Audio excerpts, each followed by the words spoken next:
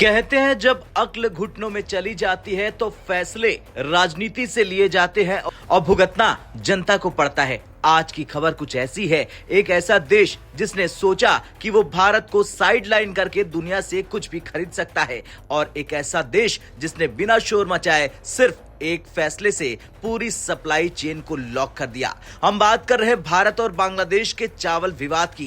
कुछ समय पहले बांग्लादेश ने एक बड़ा राजनीतिक संदेश देने की कोशिश की। बांग्लादेश ने कहा, हम भारत का चावल नहीं खरीदेंगे, चाहे हमें महंगा ही क्यों ना लेना पड़े। इसके बाद बांग्लादेश गया संयुक्त अरब अमीरात यानी यूएई की कंपनियों के पास। प्लान साफ था, भारत से सस्ते में खरीदा गया चावल यूएई के जरिए री एक्सपोर्ट करके बांग्लादेश लाया जाएगा, यानी भारत का चावल लेकिन भारत के बिना। बांग्लादेश को लगा ये सिर्फ व्यापार है, लेकिन उसे ये नहीं पता था कि अनाज का व्यापार राजनीति नहीं, प्रभुत्व का मामला होता है। भारत ने न कोई प्रेस कॉन्फ्रेंस की, न कोई धमकी दी, बस एक लाइन में फैसला लिया, भारत के चावल पर किसी भी तरह का री एक्सपोर्ट मंजूर नहीं होगा। यानी अगर भारत से चावल लिया है तो वो वहीं खपाना होगा, तीसरे देश को भेजने की इजाजत नहीं होगी, और यहीं पर यूएई का रास्ता पूरी तरह से बंद हो गया। इसके बाद बांग्लादेश गया वियतनाम के पास। पहले तो वियतनाम ने साफ मना कर दिया, बाद में जब कीमत बताई गई तो हालत यह थी कि 500 टन के टेंडर में सिर्फ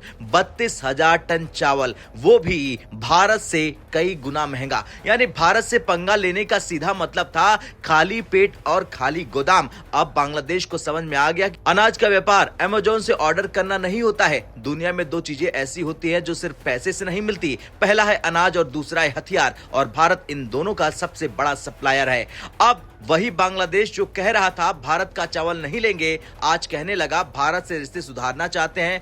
बांग्लादेश की अंतरिम यूनुस सरकार ने भारत से 50,000 टन चावल खरीदने की मंजूरी दे दी है, और हैरानी की बात यह है कि 2 दिन में भी कम समय में यह फाइनल अप्रूवल हुआ है। इतना जल्दी तो शादी भी फाइनल नहीं होती है, लेकिन जब भूख लगती है तो राजनीति पीछे रह जाती है। अब असल सवाल यह नहीं है कि बांग्लादेश क्यों लौटा, सवाल यह है कि क्या भारत को चावल देना चाहिए, क्योंकि आज बांग्लादेश में भारत विरोधी कट्टर मानसिकता, सोशल मीडिया पर नफरत, राजनीतिक मंचों से जहर, और ऐसे माहौल में अगर भारत फिर से बिना शर्त मदद करता है तो देश के अंदर इसका राजनीतिक नुकसान भी हो सकता है। भारत के पास 3 रास्ते हैं। पहला, मानवीय आधार पर सप्लाई लेकिन बिना किसी विशेष छूट के। दूसरा, सख्त शर्तों के साथ सप्लाई, री एक्सपोर्ट नहीं, भारत विरोधी गतिविधियों पर लगाम। और तीसरा, सीधा इनकार और दुनिया को संदेश कि भारत को हल्के में मत लो। भारत ने यह तो साबित कर दिया कि भारत को साइडलाइन करना इतना आसान नहीं है। एक फैसले से यूएई का रास्ता बंद, वियतनाम महंगा पड़ा और बांग्लादेश को वापस लौटना पड़ा।